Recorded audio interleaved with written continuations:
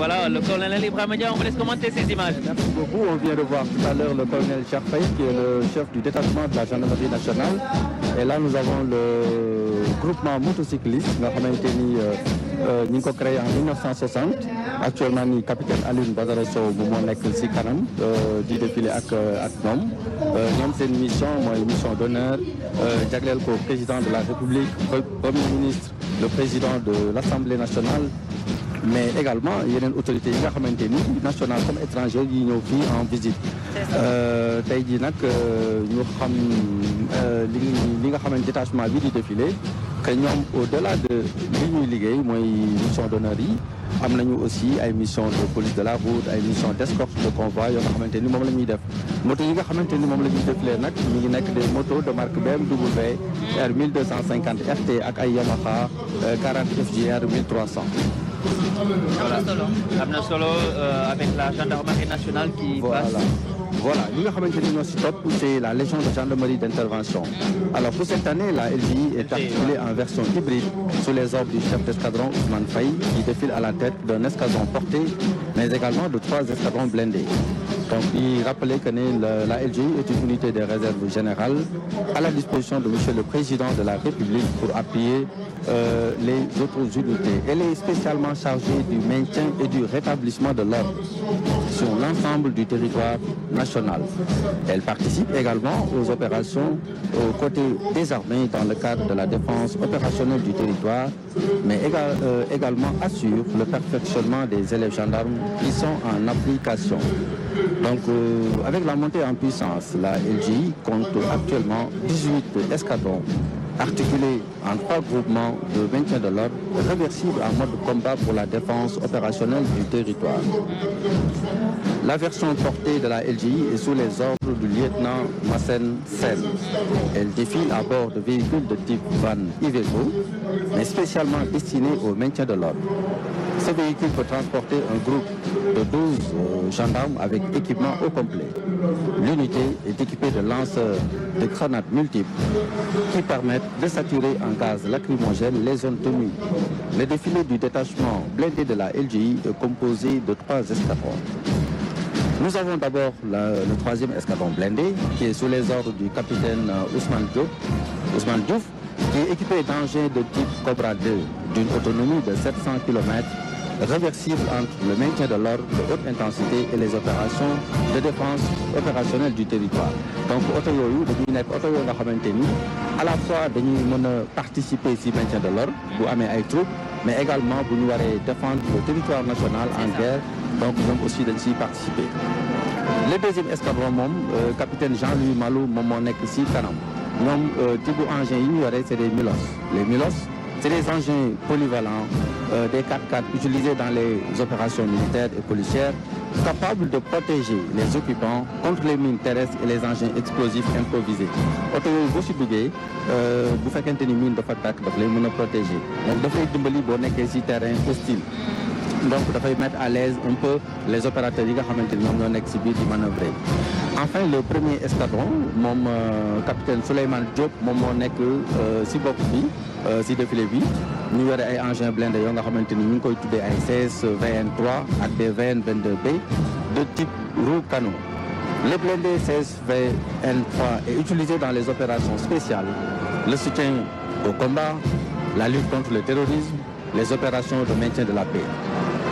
Mais boo jëlee VN 22B yi ñoom ay engins d'assaut lañu yoo nga xamante ni ay type 6.6 lañu yore ay fonctionnalités yu bare ak technologie boo nga xamante ni bu avancé la ñoom seeni canon ay canon 105 la ak ay mitraillettes yoo nga xamante ni 7.62 ñoom la ñuy tiré ak des lance-feux fumigènes mu nekk ay oto yoo nga xamante ni dañuy am possibilité di def ay frappes yu précises.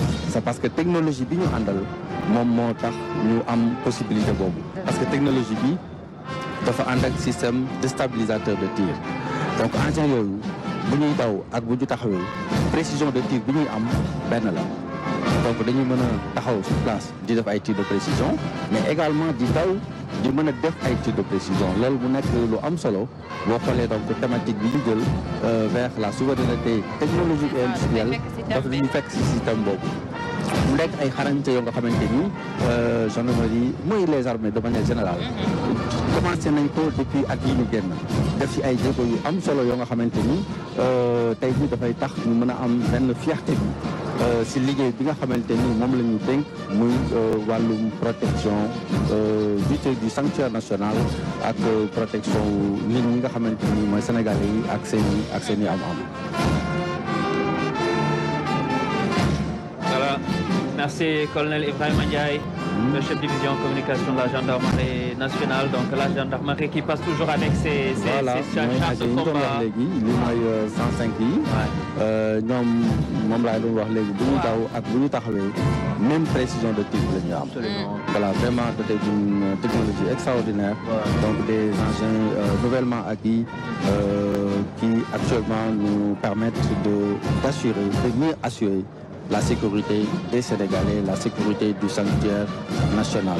Ouais, il y a une prévision norme de la gendarmerie nationale avec donc ces chars de combat blindés que vous voyez.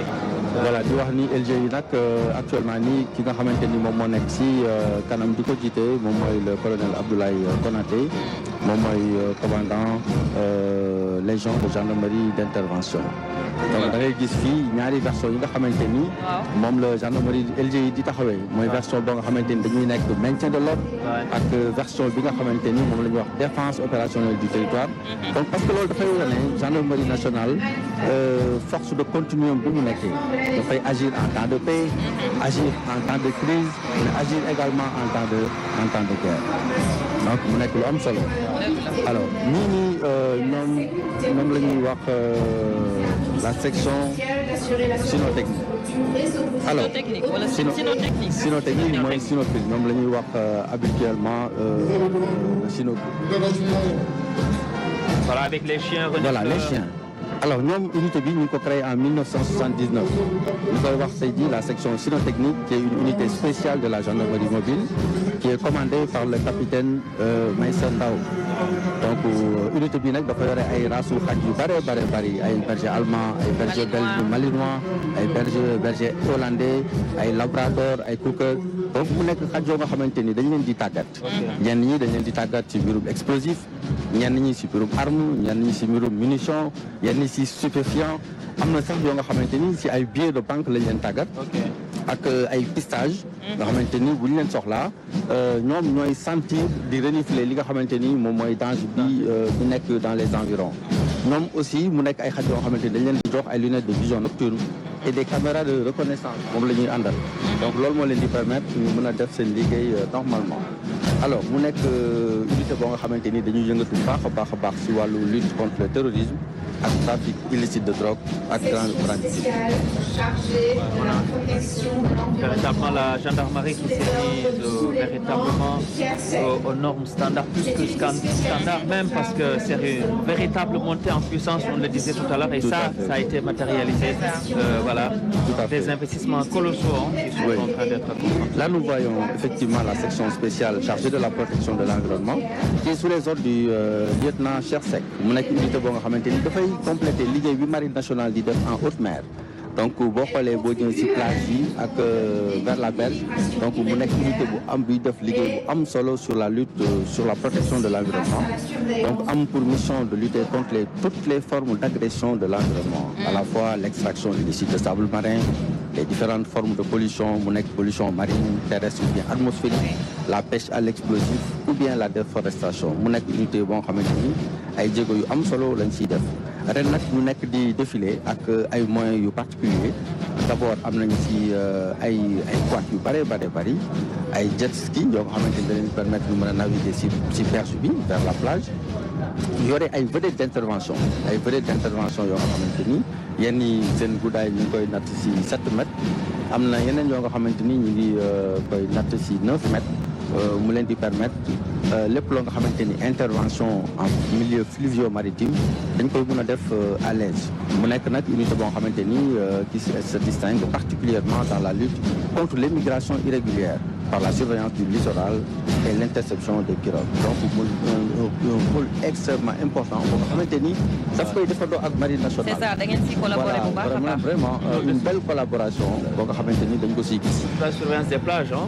La surveillance des plages. Et on a vu des unités véritablement très neuves, hein, des dernières acquisitions, oui. Vous savez, là, ce matin. Beaucoup de moyens. C'est dans le cadre toujours de la montée en puissance. Boo xoolee matériel yëpp ngay gis ni matériel yoo xamante ni en 2024 lañ ko acquérir. Absolument, c'est tout récent. C'est tout récent. Ouais. Permettre de renforcer ses capacités pour que liggéey boobu nga xamante ni moom la ñuy def ñu gën si xarañ. Donc au niveau des plages, au niveau vraiment des zones fluvio-maritimes, avec les skis moo nekk nii donc dañuy leen permettre ñu mën a xool une surveillance boo xamante ni bu ñu gisee dara mën a assurer escorte gaal yooyu nga xamante ni ñoo bëgg a génnoon ñoo bëggoon génnoon. Ça c'est illégal. Ça c'est juste parce qu'il y a le contexte sécuritaire. Le contexte l'exige aussi. Ouais. Il faut des moyens. Et là vous avez. Ouais. Là nous avons les vedettes, des vedettes de 7 mètres, des vedettes de 9 mètres. Qui permettent aujourd'hui à cette unité d'effectuer son action en milieu fluvio-maritime.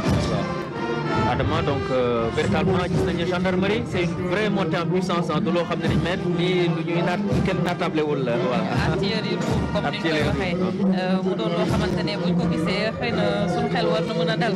parce que bu ñu xoolee les menaces sécuritaires yi am dans la sous-région aucun pays n'est à l'abri des menaces terroristes ak yeneen formes de menaces donc lii day contribuer rek ci dalal xelu askan wi. day contribuer également ci gën a dooleel ñi nga xamante ne ñooy les forces de défense et de sécurité chargées justement de notre protection à tous. Et là nous avons l'escadrille de drones d'appui de la gendarmerie nationale qui est une unité de la Légion de gendarmerie de l'air et des transports aériens qui est placée sous les ordres du capitaine Medoune Ndiaye. di wane ni unité bi nag dafa nekk unité boo xamante ni sa bopp ba ku jigéen moo fa nekk muy commandant Mame Rokhaya Lo mu nekk lu am solo di wane toujours l'évolution du genre qui est dans le métier des armes donc mu nekk une unité boo xamante ni elle est composée d'une section technique et d'une section opérationnelle. L'escadrille de drone a pour mission de soutenir les unités au sol dans la recherche du renseignement, notamment dans le cadre de la lutte contre l'immigration irrégulière, le trafic de stupéfiants et la lutte anti-drone. Elle constitue également un appui direct grâce à des drones type Skykeeper et l'unité yore na ay drones yu bare yoo nga xamante ni ay longue ak moyenne portée la ñu mën a dem jusqu'à 120 kilomètres donc mën nañu nekk sur place di surveiller des zones yoo nga xamante ni vraiment très étendues. Jusqu'à 120 kilomètres. 120 kilomètres. Alors ñuy gis nag ñuy romb ñoom c'est la Légion de gendarmerie de sécurité routière.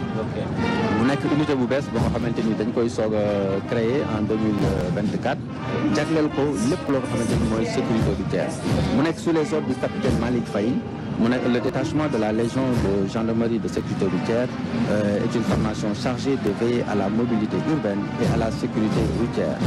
La Légion défile avec un détachement composé de motocyclistes et de véhicules ñoom ñaar yëpp la ñuy yore dañuy yore ay moto yor ay oto yoo nga xamante ni moom la ñuy defee liggéey bi. Cette mission essentielle nag mooy assurer la surveillance du réseau routier et autoroutier national. donc ñu ngi si route nationale yi ñu ngi si autoroute yi ak def liggéey bu am solo dans le cadre de la prévention des accidents. li ci mën a jàpp sax mooy gis nañu résultat yi déjà ndaxte foo toll gis leen dëgg yàlla. tout à fait. donc ñoo yore la détection la répression des infractions à la sécurité routière yore la fluidité du trafic ils sont un peu partout pour aider les populations les usagers de la route mais aussi wàllu sensibilisation. léeg-léeg da ngay daw lu bari sax nga romb leen ñu gis ne. tout à fait mën na la wàññi tuuti parce que li ngay daw bari na mu nekk lu am solo la nga xamante ni daf koy war di bàyyi xel di leen jàppale aussi si liggéey boobu. am na ñu ñuy tere parfois ngay gis ñuy daw si bande d'arrêt d'urgence bi loolu mu nekk loo nga xamante ni war nañ si bàyyi xel loolu parce que bu amee danger ñooñu si bande d'arrêt d'urgence yooyu la ñu war di daw alors ñii nag ñu toll si GIGN. waaw waa GIGN ñoom ñooy l'innovation parce que ñii bariwuñu lu ñu leen di gis ñuy défilé parce que ñoom